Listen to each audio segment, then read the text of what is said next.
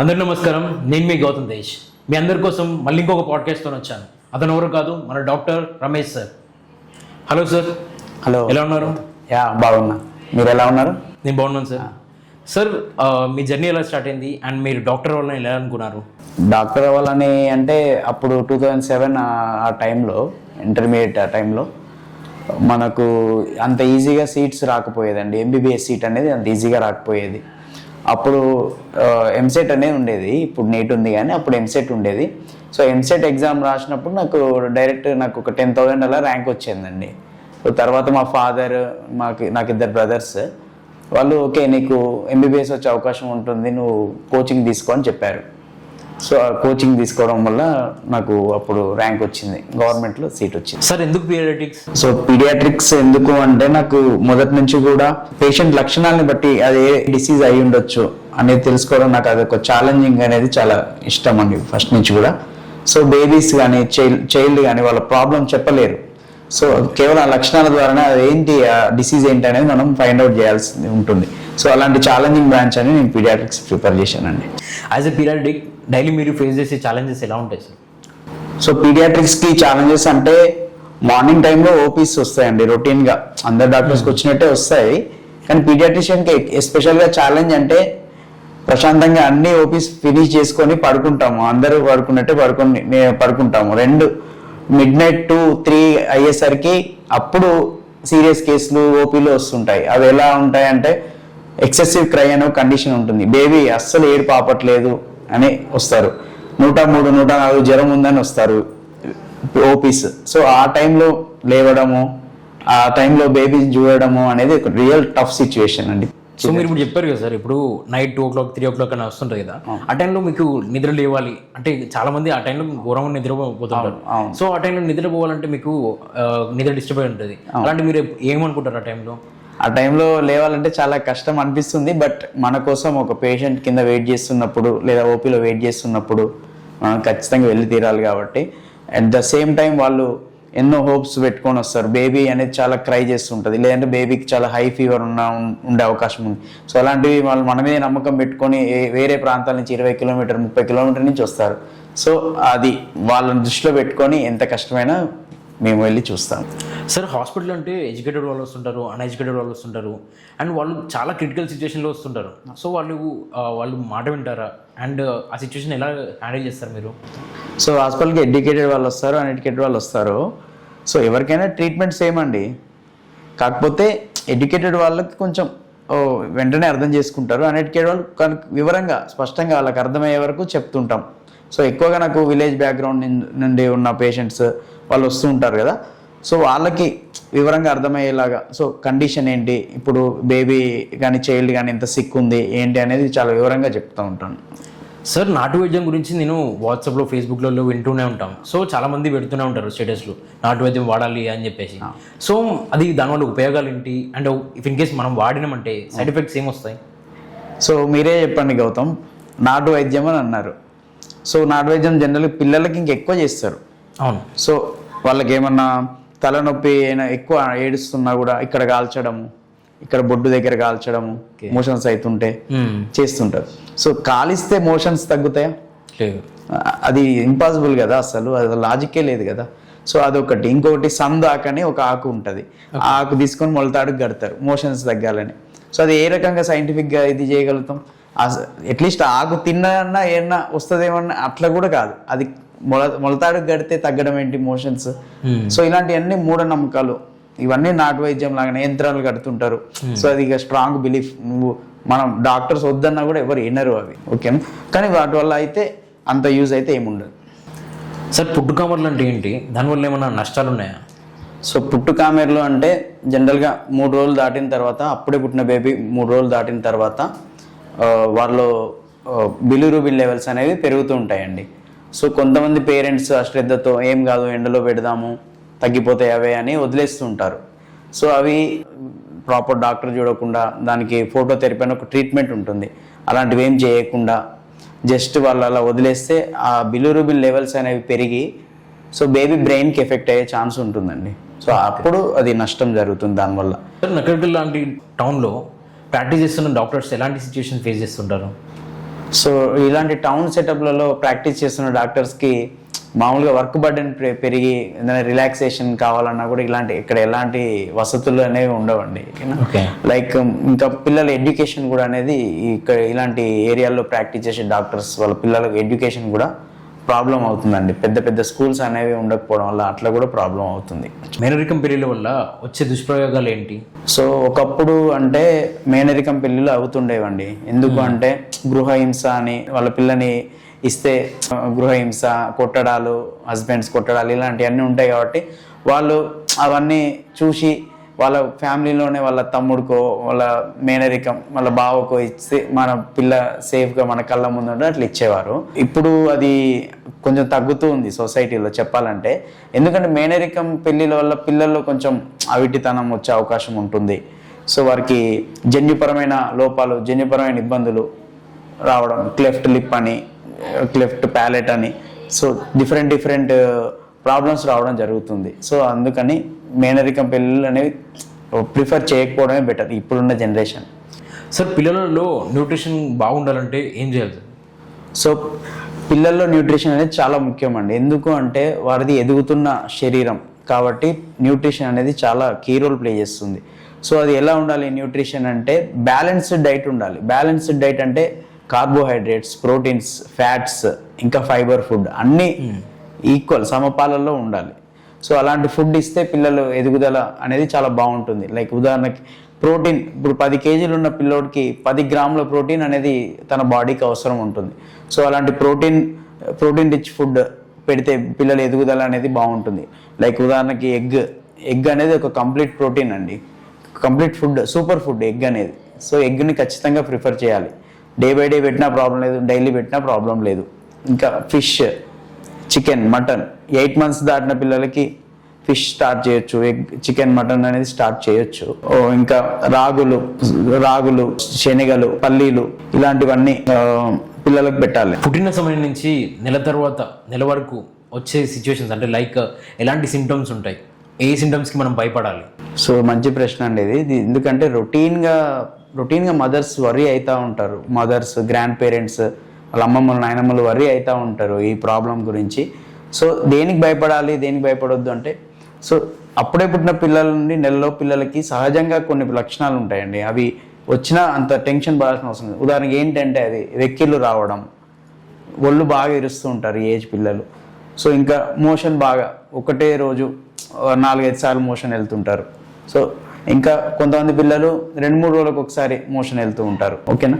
ఇంకా ఒకే రోజు మోషన్ 4-5 సార్లు పోవడము అంటే, సో వీటికి భయపడాల్సిన అవసరం లేదు. సో మరి దేనికి భయపడాలి అంటే, చిన్నపిల్లల్లో అప్పుడే నెలలో పిల్లలు జ్వరం రాకూడదు. జ్వరం వచ్చింది అంటే ఖచ్చితంగా డాక్టర్ని సంప్రదించాలి.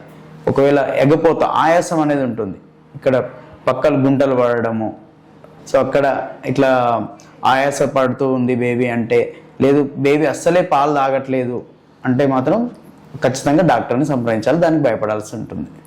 సో చిన్నపిల్లల్లో ఫీవర్ వచ్చినప్పుడు వచ్చే ఫిట్స్ గురించి చెప్పగలుగుతారా? చిన్నపిల్లల్లో వచ్చే ఫిట్స్, జ్వరం, చిన్నపిల్లలు ఉదాహరణకి పిల్లల్లో ఫిట్స్ అంటే 6 నెలల వయసు నుంచి 6 సంవత్సరాల బేబీస్కి, ఆ చైల్డ్కి, ఆ ఏజ్ గ్రూప్ వాళ్ళకే జ్వరంలో ఫిట్స్ వస్తుంది. సో ఎందుకు వస్తుంది అంటే హై ఫీవర్, హై టెంపరేచర్ని చిన్నపిల్లల బ్రెయిన్ అంటే అప్పుడే ఎదుగుతున్న బ్రెయిన్ అనేది తట్టుకోలేదు. సో దానివల్ల ఫిట్స్ త్రో చేస్తారు వాళ్ళు. సో అది దాన్ని ఎప్పుడు న్యూరాలజిస్ట్ అంటే నరాల డాక్టర్ అంటారు కదా, వాళ్ళకి ఎప్పుడు చూపించాలి, జస్ట్ ఎప్పుడు పీడియాట్రిషియన్ మాత్రమే ట్రీట్ చేస్తాడు అంటే, సో ఒకవేళ ఫిట్స్ అనేది మోర్ దెన్ 10 minutes రావడము, ఒకటే రోజు 2-3 సార్లు ఫిట్స్ రావడము, అలాంటి సందర్భాల్లో దాన్ని న్యూరాలజిస్ట్ చూడాల్సి వస్తుందండి. లేదు ఒక ఫిట్స్ సింపుల్గా జ్వరం వచ్చింది, 2-3 నిమిషాలు, 1 నిమిషం 2 నిమిషాలు ఫిట్స్ వచ్చింది, మళ్ళీ ఏమంటే కవరప్ అయినాడు చైల్డ్ అంటే దానికి ఏమంతా వర్రీ కావాల్సిన అవసరం లేదు. సో అలాంటి జ్వరంలో ఫిట్స్ వచ్చే పిల్లలు ఉంటారు కదా, వాళ్ళకి ఎప్పుడైనా సరే వారి దగ్గర వాళ్ళ పేరెంట్స్ హై ఫీవర్ని కంట్రోల్ చేసే సిరప్స్ దగ్గర పెట్టుకోవాలి. ఇంకొకటి ఫిట్స్ వచ్చింది అంటే కొన్ని ముక్కులో కొట్టే స్ప్రే ఉంటుంది, మిడాజోలం అనే ఒక స్ప్రే ఉంటుంది, అవి ఎప్పుడు వాళ్ళ దగ్గర పెట్టుకోవాలి. ఎందుకంటే ఎప్పుడు ఫిట్స్ వస్తుంది అనేది ఎవరు ఊహించలేరు. ఎప్పుడు జ్వరం వస్తుందో తెలియదు, జ్వరం రాగానే ఫిట్స్ వచ్చే అవకాశం ఉంటుంది. సో అవన్నీ కంట్రోల్ కావాలంటే పేరెంట్స్ అనేది అలర్ట్గా ఉండాల్సి ఉంటుంది. సరే ఇప్పుడు చూస్తుంటే స్కూల్కి వెళ్ళే వాళ్ళకి కొంతమందికి హెడేక్ రావడం, and visual problem like specs పెట్టుకోవడం, చిన్న ఏజ్లోనే మైనస్ వరకు ఉండడం. సో దీని గురించి మీరు ఏం చెప్తారు? సో చిన్నపిల్లల్లో ఇప్పుడు కామన్గా హెడ్ ఏక్ రావడము, విజువల్ ప్రాబ్లమ్స్ అంటే కంటి చూపు సమస్యలు వస్తున్నాయి. ఎందుకు అంటే వాళ్ళు ఇప్పుడు ప్రజెంట్ స్క్రీన్ టైం అంటారు. స్క్రీన్ టైం అంటే మొబైల్స్ చూడడము, డిజిటల్ ఎలక్ట్రానిక్ గాడ్జెట్స్, ఏదైనా డిజిటల్ వస్తువులు, టీవీ కానీ దగ్గర నుంచి క్లోజ్గా చూడడము, ఫోన్ దగ్గర నుంచి చూడడము, ఇవన్నీ చిన్నపిల్లల్లో విజువల్ ప్రాబ్లం, కంటి చూపు సమస్యలు వస్తున్నాయి. ఇవి ఎందుకు అంటే ఎప్పుడైనా చిన్నపిల్లలకి వాళ్ళకి ప్రాబ్లం ఉందనే విషయం కూడా వాళ్ళకి తెలియదు. అసలు ఏది క్లియర్ విజన్ కాదనే విషయం కూడా పిల్లలకు తెలియదు. సో పేరెంట్స్ అనేవాళ్ళు గమనించాలి.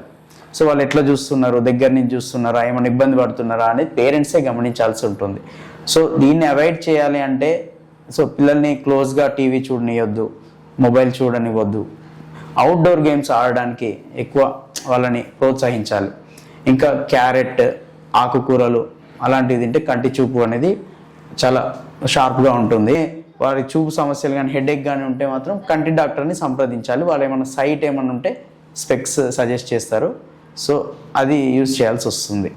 సో సార్ నాకు ఒక పర్సనల్ క్వశ్చన్ ఉంది. నార్మల్గా ఇప్పుడు పిల్లలు కొంతమంది ఏడుస్తున్నప్పుడు వాళ్ళ ఫాదర్ కానీ మదర్ కానీ ఏం చేస్తారంటే ఫోన్ ఇచ్చేసి కార్టూన్ ఛానల్ పెట్టేసి ఇచ్చేస్తారు. అంటే ఫ్యూచర్లో ఎలాంటి సిచ్యువేషన్ ఫేస్ చేస్తారు కంటిన్యూస్గా ఆ ఫోన్ దగ్గర నుంచి చూడడం వల్ల అండ్ ఆ పేరెంట్స్ అనేది ఏది గైడెన్స్ లేకుండా ఇవ్వడం వల్ల?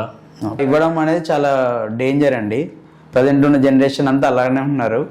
కాకపోతే అలా ఇవ్వడం వల్ల పిల్లలకి కేవలం కంటి చూపు సమస్యలే కాకుండా లైక్ బిహేవియరల్ ఇష్యూస్ అంటే ఆటిజం కానీ హైపర్ యాక్టివిటీ ప్రాబ్లమ్స్ కానీ ఇలాంటివన్నీ వస్తున్నాయండి. సో బెటర్ మనం వాళ్ళు జస్ట్ ఫుడ్ తినడం కోసము మాత్రమే స్టార్ట్ అవుతుంది అది ఒక అలవాటుగా మారి వాళ్ళు ఆ ఫోన్ వదలలేరు. బెటర్ మనం బిగినింగ్ నుంచే పేరెంట్స్గా ఇవ్వకపోవడమే బెటర్ అండి. సో చిన్నపిల్లలలో యాక్సిడెంటల్ పాయిజనింగ్ అంటే ఏంటి? సో చిన్నపిల్లల్లో యాక్సిడెంటల్ పాయిజనింగ్ అంటే పెద్దోళ్ళు అంటే పెద్దవాళ్ళు సూసైడ్ చేసుకుంటుంటారు మామూలుగా పాయిజన్ తాగి అది తాగి. బట్ పిల్లలు ఇంటెన్షనల్గా తాగరండి. ఇంటెన్షనల్గా ఏది మెడిసిన్ తీసుకోరు. సో వాళ్ళు జస్ట్ ఇదేంటిది ఏదో స్ట్రేంజ్గా ఉందని నోట్లో పెట్టుకోవడము.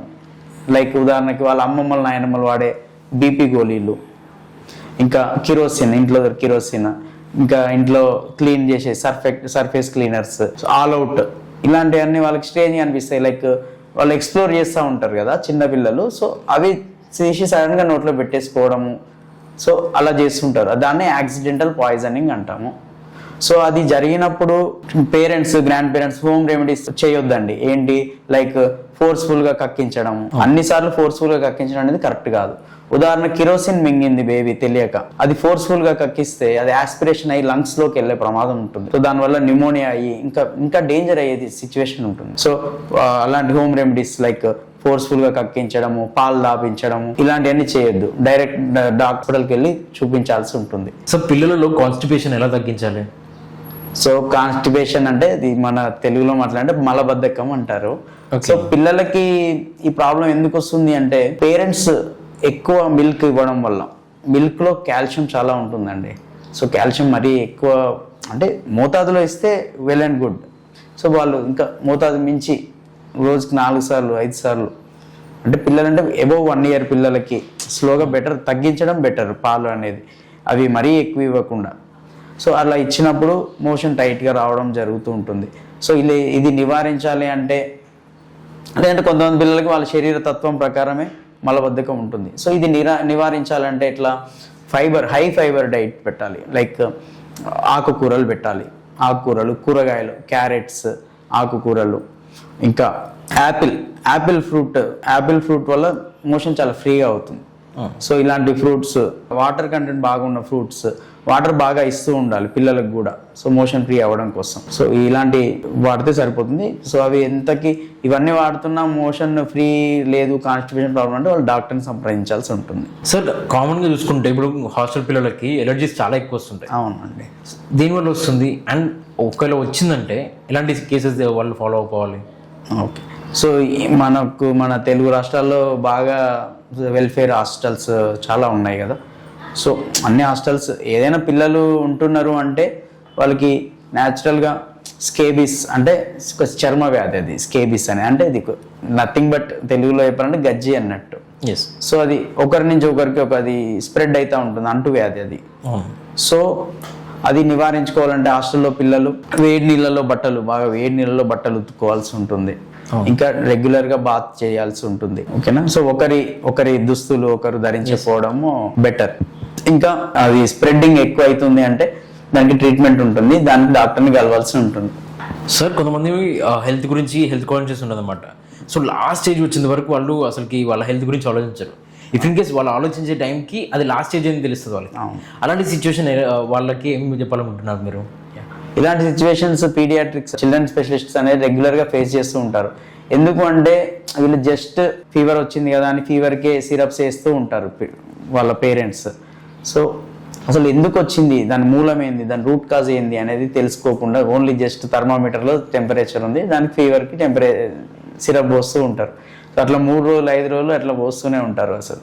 సో దానివల్ల లోపల అండర్లయింగ్ ఏమన్నా ప్రాబ్లం ఉండొచ్చు. సో అది ఏంటి అనేది మనకు వైద్యుని సంప్రదిస్తేనే కదా తెలిసేది. సో వాళ్ళు అలా చేయకుండా దాన్ని ప్రొలాంగ్ చేస్తూ ఉంటే సెప్సిస్ అనే కొన్ని కండిషన్స్ ఉంటాయి లోపట్లో, బ్లడ్ ఇన్ఫెక్షన్ అని అలాంటివి. అవి మరీ ముదిరిపోయాయి అనుకోండి, సో బేబీకి కానీ చైల్డ్ కానీ ప్రాణాలకే ప్రమాదం అయ్యే ఛాన్స్ ఉంటుంది.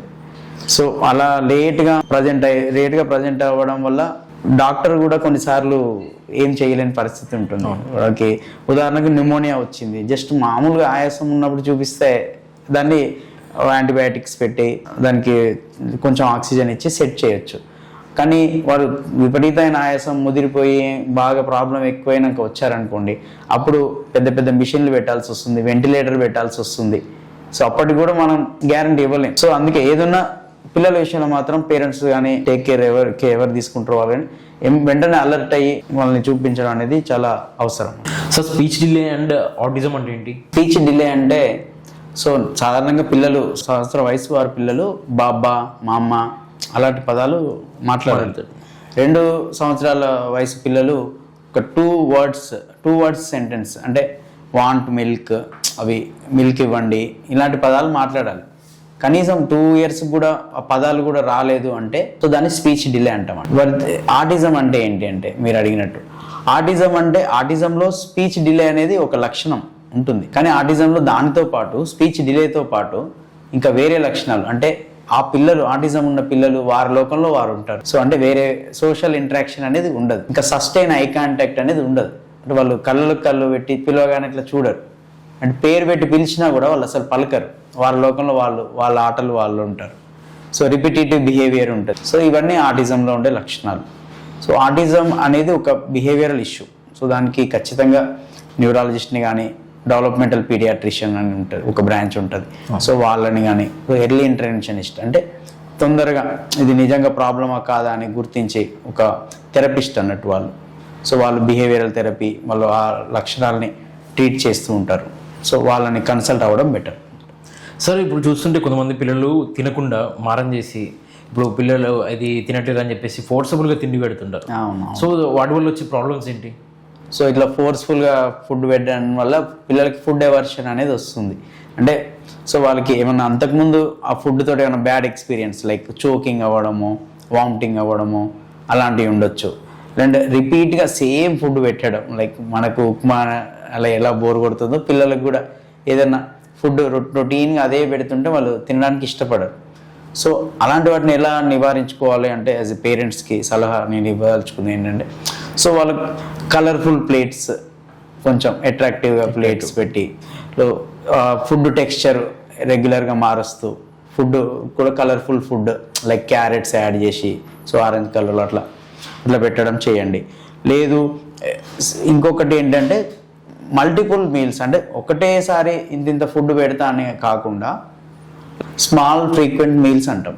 అంటే ఫ్రీక్వెన్సీ పెంచండి, అంటే రోజుకి 3 సార్లు బదులు 6 సార్లు 7 సార్లు ఇవ్వండి, కొంచెమే పెట్టండి. సో దానివల్ల కూడా సేమ్ న్యూట్రిషన్ వాల్యూనే ఉంటుంది.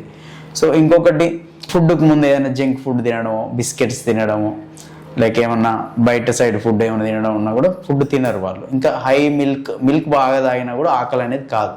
సో ఇవన్నీ అవాయిడ్ చేసి కరెక్ట్గా ప్రాపర్గా మెయింటైన్ చేసుకుంటే ఫుడ్ అవర్షన్ అనేది ఉండదు. Sir in the personal question, ఇది నేను మిమ్మల్ని అడగాలనుకుంటున్నా sir, can AI replace doctors? AI అనేది డాక్టర్స్ని రిప్లేస్ చేయలేదండి. ఎందుకు అంటే ఏలో మనం పేషెంట్ని ఎగ్జామినేషన్ చేయలేము కదా. అంటే లైక్ ఇప్పుడు ఒక వ్యాధి వచ్చింది, దాంట్లో చాలా క్లూస్ ఉంటాయి, పేషెంట్స్కి చాలా క్లూస్ ఇస్తారు. లైక్ లివర్ వాపు ఉన్నప్పుడు మనకు ప్రెస్ చేస్తేనే అర్థమవుతుంది, స్ప్లీన్ వాపు ఉన్నప్పుడు ఇలా ప్రెస్ చేస్తేనే అర్థమవుతుంది.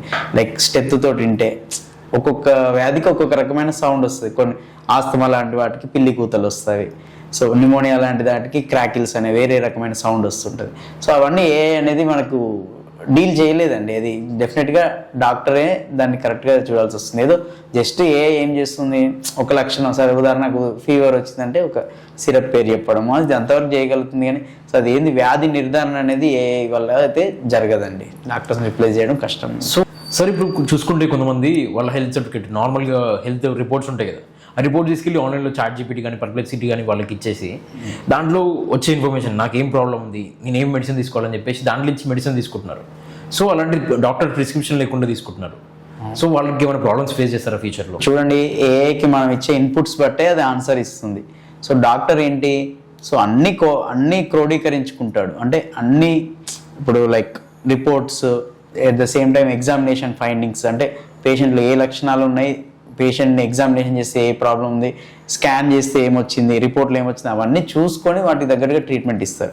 అండ్ ఏఐకి అలాంటి ఇన్పుట్స్ మనం ఇవ్వలేదనుకోండి, ఒక ట్రీట్మెంట్ ఇవ్వాల్సింది ఇంకొక ట్రీట్మెంట్ ఏఐ ఇస్తుంది. సో అలాంటప్పుడు పేషెంట్ నష్టమే కదండి అది. సో ఏదైనా డాక్టర్ ద్వారానే ట్రీట్మెంట్ తీసుకోవడం అనేది బెటర్ అండి. సార్ నేను చూస్తే కొన్ని సినిమాలలో పుట్టినెమ్మటే ఇది బేబీ పుట్టినెమ్మటే ఏడవడం అనేది చూస్తుంటాం ప్రతి సినిమాలో.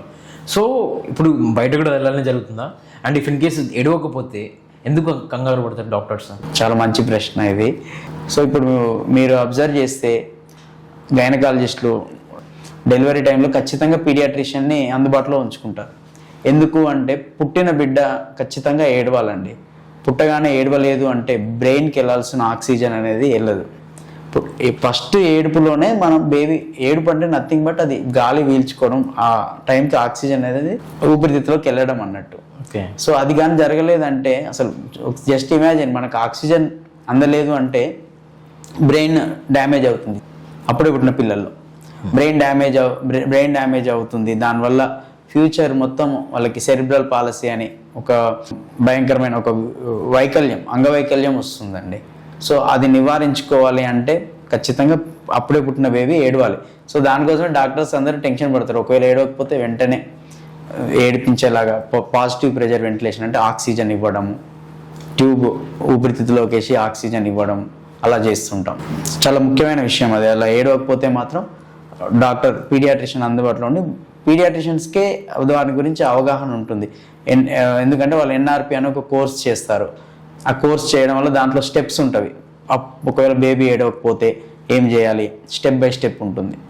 అందరూ ఇప్పుడు నార్మల్ వాళ్ళు కూడా పుట్టగానే ఏడవలేదని బేబీని ఇట్లా పైకి లేపి టప్ప కొట్టడం అనేది అది కరెక్ట్ పద్ధతి కాదు. సో దానికి ఒక స్టెప్స్ ఉంటాయి. సో ఫస్ట్ క్లీన్ చేసుకోవడం ఆ ఏరియా, నోస్, మౌత్, అక్కడ అంబు బ్యాగ్ అని ఒక బ్యాగ్ ఉంటుంది, దాని ద్వారా ఆక్సిజనేషన్ అనేది ఇవ్వడము. ఇలా చేయడం వల్ల బేబీని ఏడిపించి అలా దాని ద్వారా బేబీ అనేది ఏడుస్తుంది. అంతేగాని మనం కొట్టడము, బేబీని ఇట్లా అనడం వల్ల ఇంకా వేరే అనర్థాలు వచ్చే అవకాశం ఉంటుంది.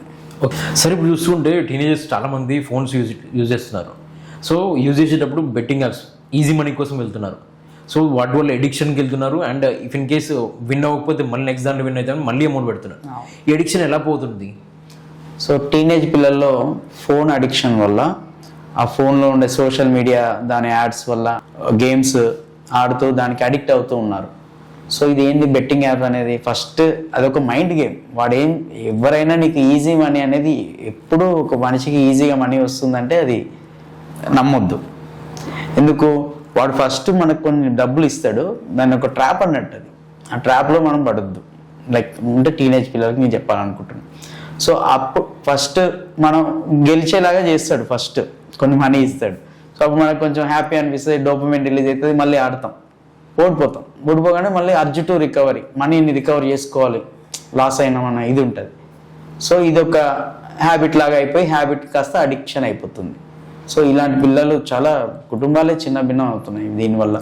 సో ఏంటి, యూపీఐ పే కదా, యూపీఐలు కొట్టేస్తున్నారు, ఇంట్లో మనీ కొట్టేస్తున్నారు పేరెంట్స్ తెలియకుండా. సో మనీ లాస్ అయిన తర్వాత వాళ్ళ టెన్షన్లో, ఒక రకమైన టెన్షన్లో ఉండడం, మనీ పోయింది ఎట్లా రికవర్ చేయాలని చెప్పేసి. సో కొంతమంది పిల్లలు సూసైడ్ని కూడా చేసుకుంటున్నారు. ఈ మధ్య చాలా సూసైడ్లు కూడా అయినాయి. సో ఇది సొసైటీని పట్టి పీడిస్తున్న సమస్య అనే చెప్పొచ్చు ఈ బెట్టింగ్ యాప్స్ అనేది. సో దీన్ని ఎలా నివారించుకోవాలి అంటే పేరెంట్స్ టీనేజ్ అయిపోయిన మా పిల్లోడు అని వదిలేయడం అట్లా కాదు.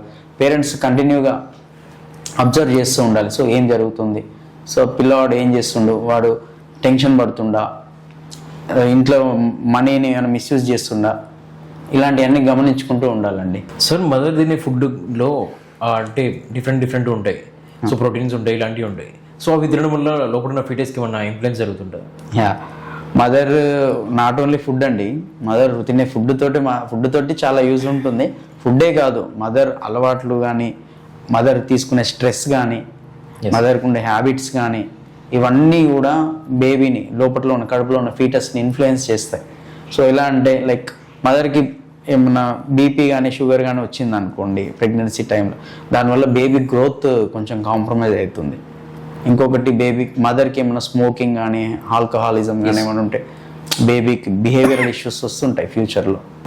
సో మదర్కి ఏమన్నా మెడిసిన్స్, అవసరం లేని మెడిసిన్స్ ఏమైనా యూజ్ చేస్తున్నా కూడా బేబీస్కి ఎఫెక్ట్ అయ్యే ఛాన్స్ ఉంటుంది. సో మదర్ ఎంత మంచిగా న్యూట్రిషన్ తీసుకొని ఎంత స్ట్రెస్ లేకుండా ఉంటే బేబీ అనేది అంత హెల్దీగా పుట్టడం జరుగుతూ ఉంటుందండి. సో దీనికి మదర్ చేయాల్సిందల్లా రెగ్యులర్గా ANC విజిట్స్ అంటారు, రెగ్యులర్గా గైనకాలజిస్ట్ని కలవడము.